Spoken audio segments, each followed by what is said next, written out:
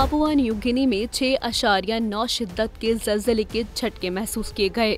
Tsunami की warning भी जारी की गई, ताहम बाद में मंसूख कर दी गई। ताहाल किसी जानी और माली नुकसान की इत्तला नहीं मिली। हफ्ते के रोज अलल सुबह पापुआ न्यू गिनी के न्यू बर्तानिया जजीरे के करीब समंदर में एक 6.9 शिद्दत का ताकतवर ज़लज़ला आया, जिससे सुनामी की वार्निंग सामने आई, ताहम उसे बाद में वापस ले लिया गया। गैर मुल्की मीडिया रिपोर्ट के मुताबिक ज़लज़ले के नतीजे में फौरी तौर पर किसी जानी और माली नुकसान की इत्तला नहीं मिली।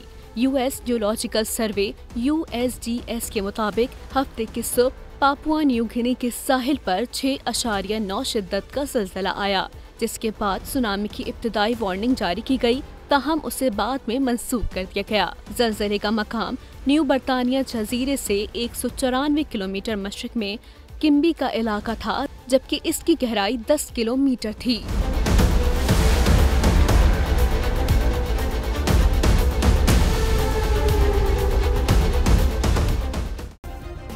सब्सक्राइब करें और बेल दबाएं ताकि कोई खबर रह न जाए।